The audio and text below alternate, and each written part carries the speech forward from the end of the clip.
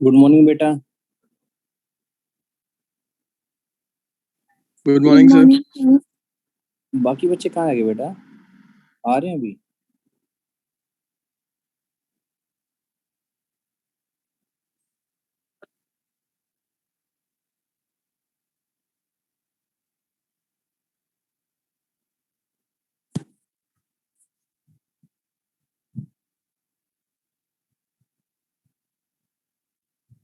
अच्छा, Google classroom पे मिल गया ना सबको? पांचों असाइनमेंट्स और पांचों प्रैक्टिकल्स और दोनों असाइनमेंट्स चेक कर लिया ना बेटा सबने? किसी को डाउट हो तो पूछ लो, मैंने शेयर कर दिए हैं। 10 जून तक आपने दोनों असाइनमेंट करने हैं, ठीक है? और पांचों प्रैक्टिकल्स 10 जून मैंने लास्ट डेट डाल दी उसकी।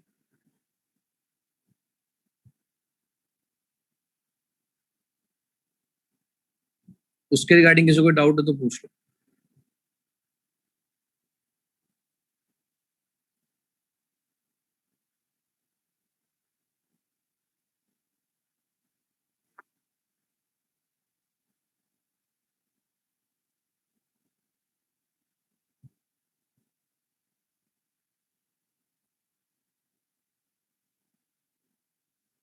बाकी बच्चे आ रहे हैं, स्टार्ट कर दे बेटा। स्टार्ट कर दो सर। ठीक, देखो कल हम बीजेटी पढ़ा था पूरा। अब बीजेटी में हमने कल क्या पढ़ा था कि जो हमारा बाइपोलर ट्रांजिस्टर जंक्शन ट्रांजिस्टर था वो दो बेसिक फॉर्म्स में था, एनपीएन या फिर पीएनपी। और उसमें से जो एनपीएन है वो मोस्टली हम लोग यूज करते हैं, ठीक है? जो ट्रांजिस्टर जंक्शन होता है उसमें जो बाइसिंग होती है वो 3 डिफरेंट वेज हमने पढ़ी थी कल। या तो कॉमन बेस कर सकते हैं, या कॉमन एमिटर, या फिर कॉमन कलेक्टर। अब देखो ये डायग्राम दे रखा है हमारे आगे, ये हमने एक एनपीएन लेके चल रहे हैं, ठीक है? अब इसमें जो हमारी करंट होगा वो आउटपुट करंट क्या होगा इसमें? आईसी। तो जो आईसी करंट होगा वो फ्लो करता है किसके बीच में? कलेक्टर और एमिटर के बीच में। देखो 3 है ना।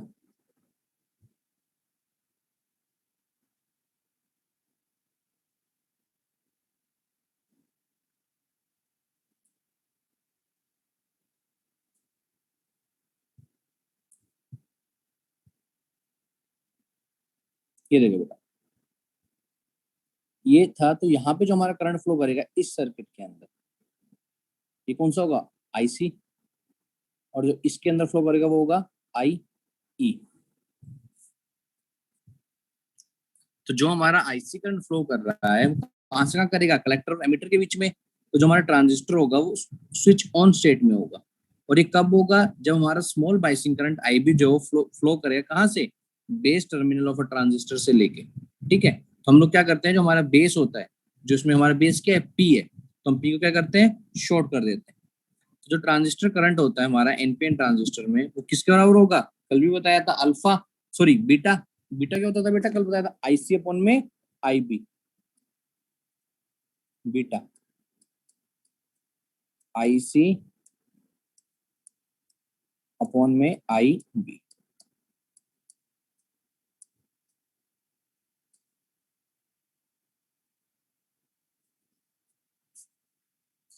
ठीक है?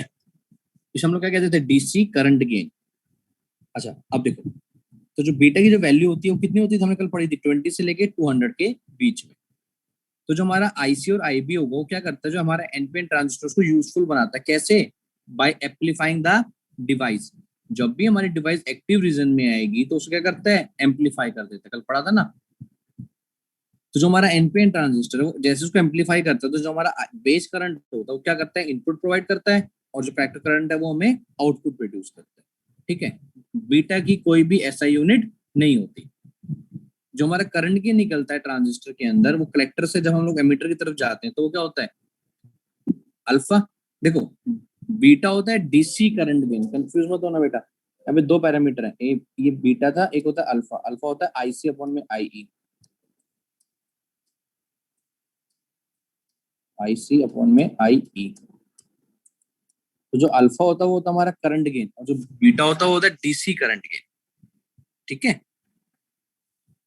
तो जो अब जो हमारा अल्फा है वो क्या है? एक फंक्शन होगा किसका? ट्रांजिस्टर का। तो जैसे हमारा एमीटर करंट आईई जो होता है वो एक छोटे से बेस करंट के साथ हमें एक लार्ज आउटपुट करंट देता है कलेक्टर में। तो उसे हम लोग कहते हैं अल्फा। ठीक है, अब हमें क्या करना है, हमें अल्फा और बीटा का एनपीएन में रिलेशन पढ़ना है। ठीक है, तो देखो हमें पता है अल्फा की वैल्यू क्या होती है, आई सी अपॉन में आई, बीटा की वैल्यू क्या होती है, आई सी अपॉन में आई बी। अगर हम केसीएल लगाएं इसके अंदर तो केसीएल से क्या निकल जाएगा, I E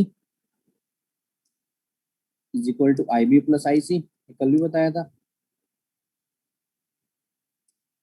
I B plus I सी, क्योंकि वो क्या करता है, करंट को बैलेंस करके रखता है। अब नेक्स्ट देखो, अब हम क्या करेंगे, ये जो हमारी इक्वेशन है I is equal to I B plus I C, अब हम क्या करेंगे, इन सब इक्वेशन को अगर मैं अल्फा की टर्म में लिखूं तो कैसे करेंगे, अल्फा की टर्म में करना है तो क्या करेंगे, डिवाइड बाय आई ई कर देते हैं इसको। तो अगर मैं इस पूरी equation divide by I E कर दूं तो इक्वेशन क्या बन जाएगी हमारी, I E is equal to I C upon में अल्फा, ये मैंने इसको अल्फा के टर्म्स में लिख लिया। और अगर मैं यहाँ से आई बी की वैल्यू निकाल लूँ अब तो क्या बन गया, आई बी, देखो एक फॉर्मूला हमारे पास ये है फर्स्ट इक्वेशन, एक फॉर्मूला हमारे पास ये है सेकंड इक्वेशन। अब हमें पता है अगर लेफ्ट हैंड साइड इक्वल है तो राइट भी क्या होगी, इक्वल, मतलब इन दोनों कंपेयर कर देंगे तो यहाँ से क्या आ गया बेटा हमारे पास, आई बी प्लस आई सी इसके बराबर आ गया, इन दोनों के बराबर, तो आई सी अपॉन में अल्फा।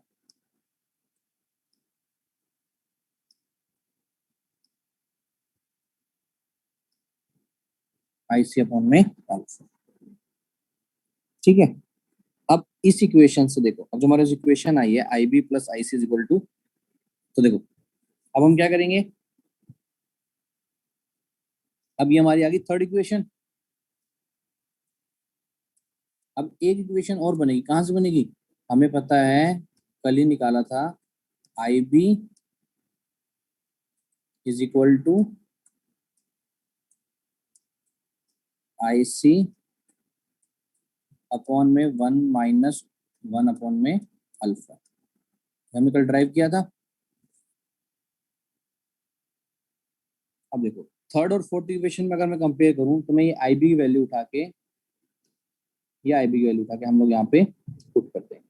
जैसे मैं इसको यहाँ पुट करूंगा तो हमें फाइनल आंसर हमारा मिल जाएगा कि बीटा इज इक्वल टू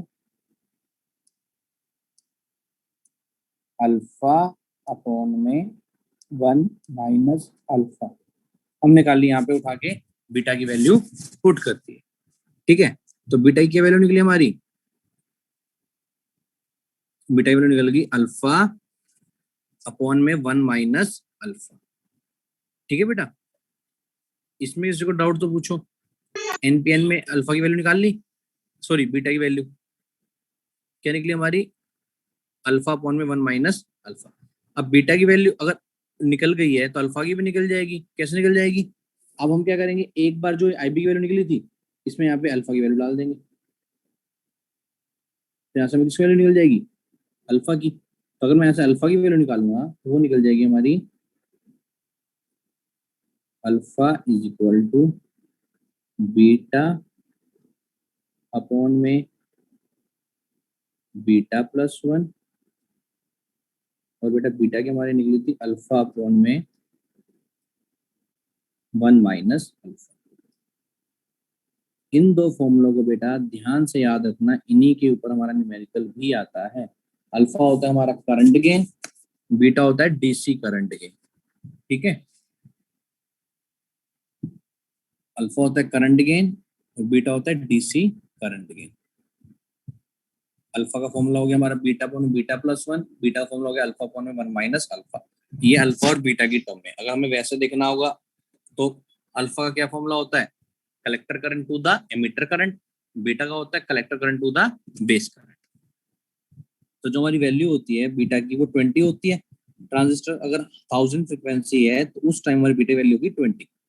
ठीक है, तो जनरली जो बीटा होता है 20 से 200 के बीच में होता है। ठीक है, ये कहता है जो हमारा कलेक्टर करंट होता है वो हाई रिजल्टिंग होता है बेस करंट में, क्यों कंट्रोल कर लेता है किसको, जो बाइपोलर जंक्शन ट्रांजिस्टर है उसकी प्रॉपर्टीज को, जिसमें वो एक छोटे से बेस करंट से एक लार्ज कलेक्टर करंट प्रोड्यूस कर देता है। इसमें बेसिकली फंडा क्या था बेटा, कि हम छोटा सा एक आईबी करंट देते हैं, बहुत ज्यादा छोटा, और बदले में हमें क्या मिल जाता है, एक लार्ज, ये क्या दिया हमने, छोटा स्मॉल स्मॉल बेस करंट दिया, तो हमें वहां पे क्या मिला, एक large collector. This is the basic principle of BJT, bipolar junction transistor. ठीक है, इसमें उसको डाउट तो पूछो। अब हम इसी के ब्याह पे दो न्यूमेरिकल देखेंगे।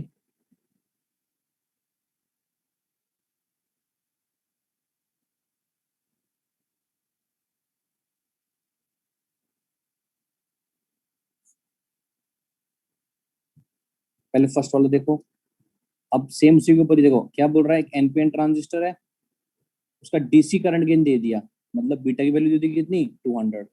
हमें बेस करंट निकालना है आईबी, कब, जब उसका रेजिस्टिव लोड कितना है, 4 मिली एम्पियर।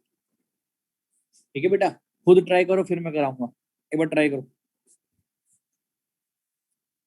बहुत इजी है, फॉर्मूला भी मैंने बता दिया थे, खाली तुम्हें पुट करने हैं इसमें,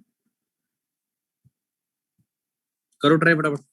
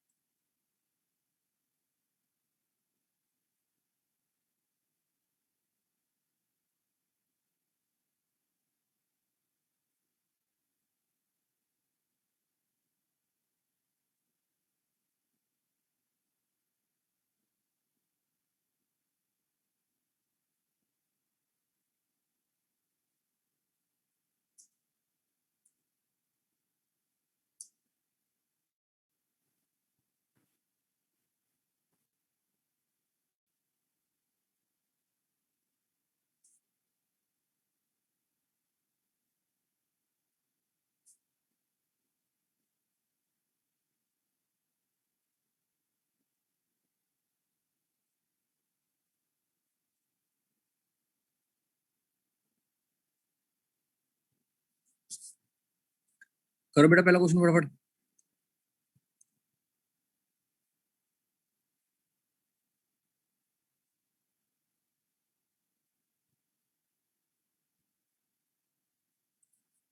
देखो हमें क्या क्या दे रखा है इसमें, बीटा की वैल्यू दे रखी है और हमें रेजिस्टिव लोड दे दिया। अब रेजिस्टिव लोड कौन सा होता है बेटा, अगर मैं इसकी बात करूं, एक सेकंड, अगर हम इसकी बात करते हैं तो क्या होता है, रेजिस्टिव लोड, रेजिस्टिव लोड क्या होता है, आर एल, मतलब लोड रेजिस्टेंस। लोड रेजिस्टेंस के साथ जो करंट फ्लो करता है वो कौन सा होता है बेटा, कलेक्टर करंट, आईसी।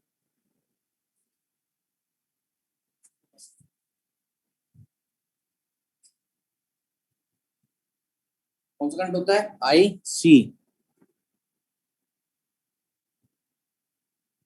ठीक है, तो आईसी करंट हमें पता लग गया कितना है, 4 मिली एम्पियर।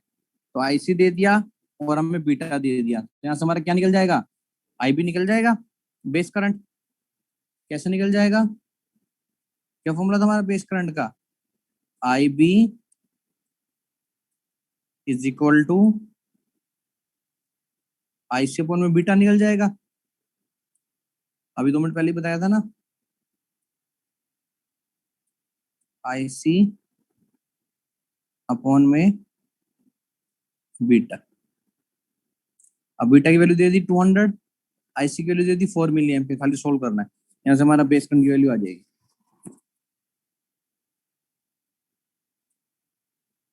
जब हमारी बेस करंट की वैल्यू आ जाएगी तो नेक्स्ट देखो कितनी आएगी बेस करंट की वैल्यू, बेस करंट वैल्यू आ जाएगी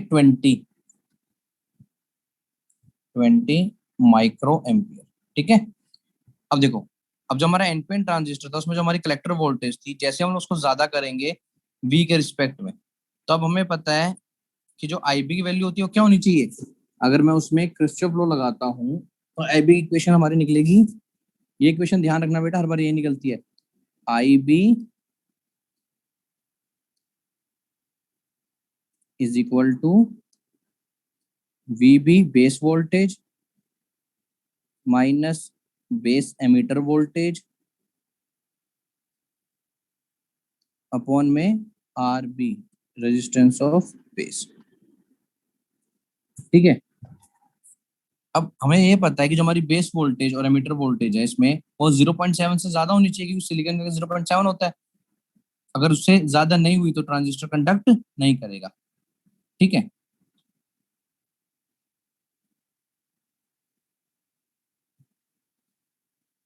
तो जैसे ही हमारा यहाँ पे 0.7 से ज्यादा होगा तो वो बेस करंट कंडक्ट करेगा, वरना नहीं करेगा। ठीक है, नेक्स्ट क्वेश्चन देखो, सेकंड। ये हमारा सेकंड क्वेश्चन है, देखो इसमें क्या कह रहा है, एक एनपीएन ट्रांजिस्टर है, डीसी बेस बायसिंग वोल्टेज है, मतलब डीसी कौन सी थी हमारी, बीटा। वीबी बेस वोल्टेज दे दी 10 वोल्ट, इनपुट रेजिस्टेंस दे दिया 100 किलो ओम। हमें बेस करंट की वैल्यू निकालनी है, हमें आईबी की वैल्यू निकालनी है। फटाफट निकालो, अभी कराया ना मैंने, डिटो सेम है बेटा, फटाफट करो, 2 मिनट में फटाफट करो सारे।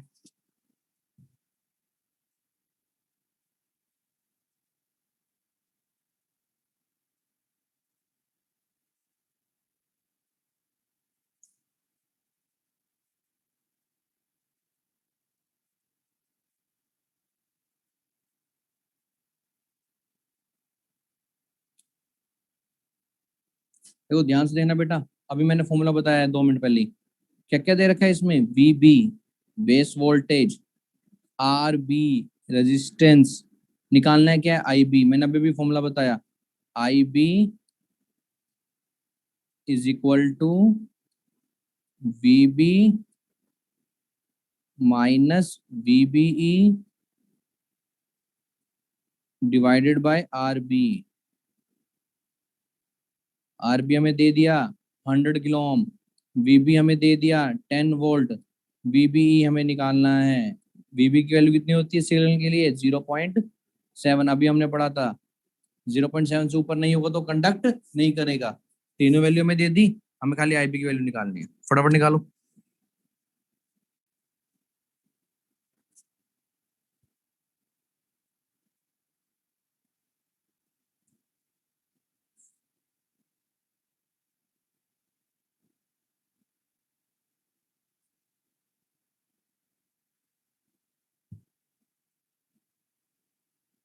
निकालो बेटा फटाफट।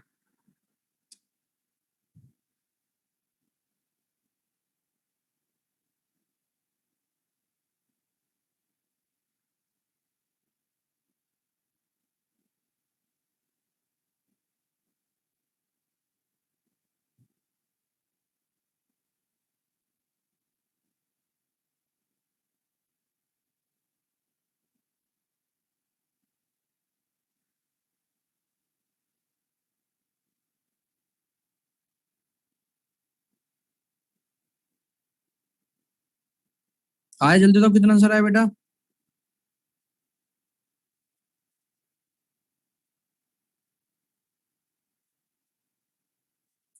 सारी वैल्यू दे रखी है, कितनी दे रखी है, 10 - 0.7 whole divided by 100 kilo Om.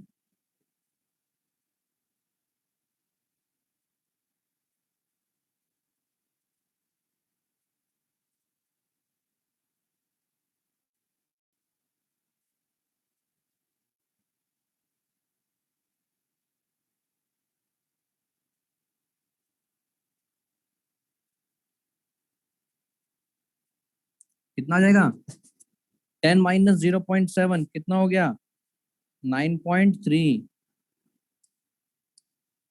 9.3 divided by 100 kilo Om. Solve कर लेंगे, ये आ जाएगा 93 मिली एम्पियर। ठीक है, कोई डाउट? नेक्स्ट क्वेश्चन देखो, क्वेश्चन नंबर 3। अब इसमें क्या कह रहा है, देखो एक ट्रांजिस्टर है, एनपीएन की बात कर रहा है, एनपीएन एक ट्रांजिस्टर है, उसमें बीटा की वैल्यू दे दी, आईसी वैल्यू दे दी, आईबी वैल्यू दे दी। हमें बेस रजिस्टर निकालना है आरबी, कि उसकी कितनी वैल्यू होनी चाहिए कि जैसे हम स्विच ऑन करें लोड को तो इनपुट टर्मिनल वोल्टेज है वो 2.5 वोल्ट से ज्यादा नहीं जानी चाहिए। ठीक है, क्या कह रहा है, जो हमारा ट्रांजिस्टर वैल्यू है उसमें बीटा की वैल्यू दे दी 200, आईसी वैल्यू दे दी 4 मिली एम्पेयर, आईबी वैल्यू दे दी, हमें बेस रजिस्टर दे दिया आरबी, हमें स्विच ऑन करना है जैसे लोड को, तो जो इनपुट टर्मिनल वोल्टेज है हमारी वो 2.5 से ज्यादा नहीं होनी चाहिए। कैसे निकालेंगे, फटाफट निकालो बेटा।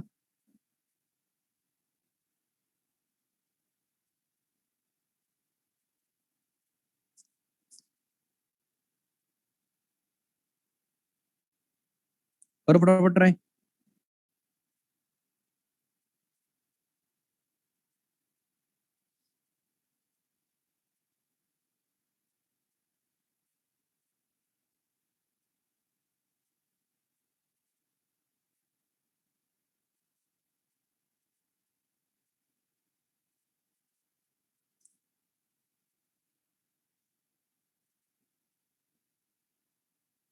देखो अभी हमने पढ़ा था, क्या फॉर्मूला होता था आईबी का, IB is equal to VB minus V BE whole divided by RB. ठीक है, हमें यहाँ से किसकी वैल्यू निकालनी है, आरबी वैल्यू निकालनी है। तो आरबी वैल्यू कैसे निकालेंगे, इसको उधर लेके चले जाएंगे, आईबी नीचे आ जाएगा, तो यहाँ से हमारा आर बी की वैल्यू आ जाएगी, आईबी कहाँ जाएगा, नीचे। अच्छा अब ध्यान से देना बेटा, अब वी भी बेस वोल्टेज थी ना, अब बेस वोल्टेज कितनी नहीं होनी चाहिए, वी इनपुट 2.5 वोल्ट से ज्यादा नहीं होनी चाहिए, divided by minus base ammeter. अब हम ध्यान से देखो, हमें वी इनपुट भी दे रखा है क्वेश्चन में 2.5 वोल्ट, वीबी भी दे दिया, वीबी कितना होता है सिलिकॉन के लिए 0.7, और आईबी बेस करंट हमें दे रखा है 20 माइक्रो एम्पियर, 20 इंटू 10⁻⁶। खाली वैल्यू पुट करनी, करो फटाफट और सोल्व करो।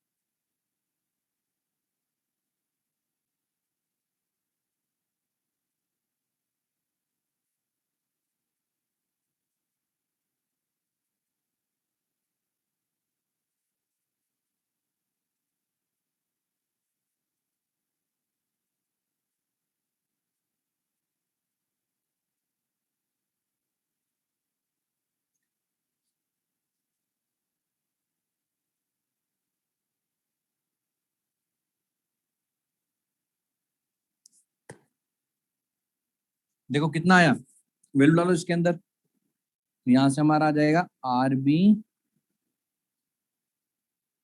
इज इक्वल टू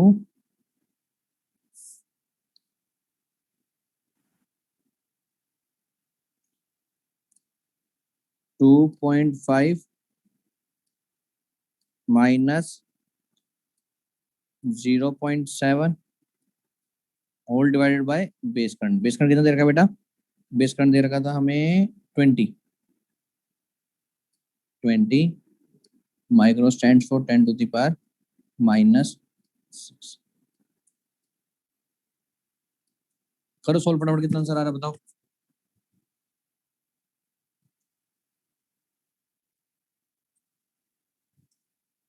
करो फटाफट सोल्व कर, बताओ बेटा आंसर कितना आ रहा है।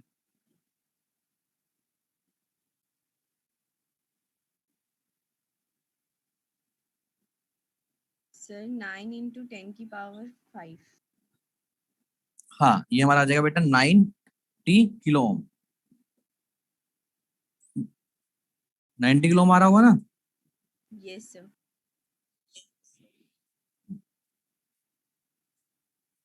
ये हमारा आ जाएगा 90 किलो ओम, या फिर अगर पावर में चेंज करना है तो 9 × 10⁴, 9 × 10⁴। अच्छा, नेक्स्ट देखो बेटा।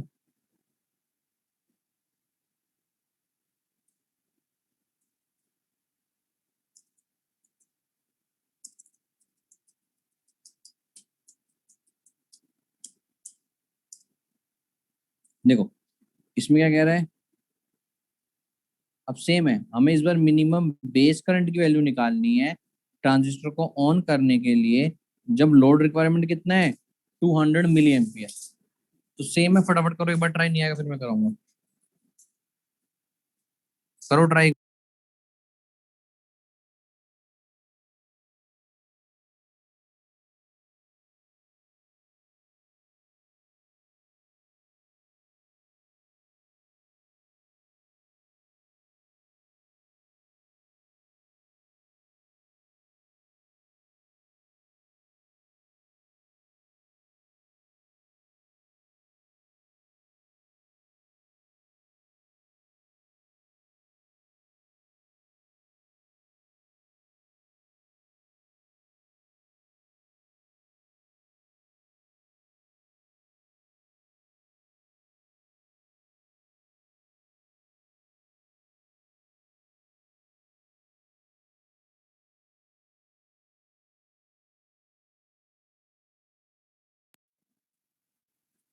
आया बेटा आंसर इसका?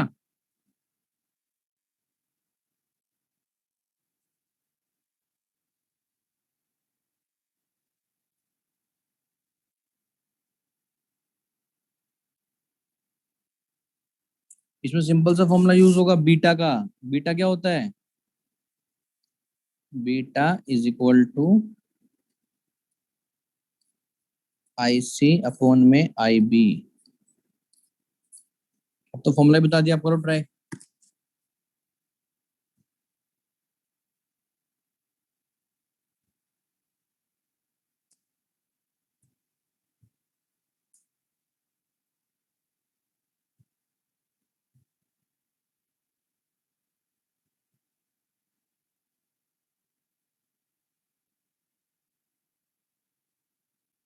देखो बेटा, अगर हम ट्रांजिस्टर की स्विच की बात करते हैं, ये स्विच की बात कर रहे हैं ना, जो ट्रांजिस्टर जो स्विच की तरह काम करता है, कब करता है? जब हमारा इंटरफेसिंग लार्ज करंट होता है और वोल्टेज क्या होती है, बहुत ज्यादा।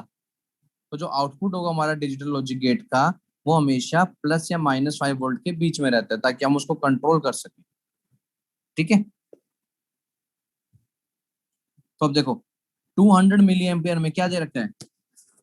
ये जो 200 मिली एम्पियर है, ये क्या दे रखा है बेटा? ये IC की वैल्यू है या फिर IB की वैल्यू है? Sir IC।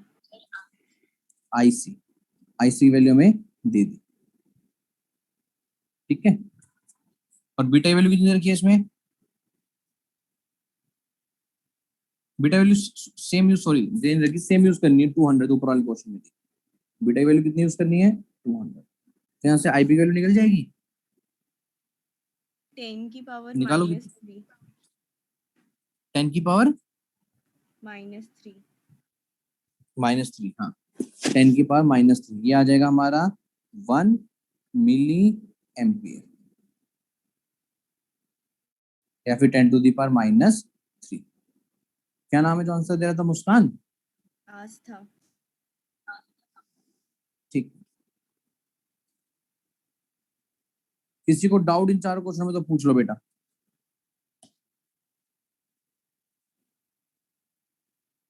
अगर किसी को इन चारों क्वेश्चन में कोई डाउट है तो पूछ लो।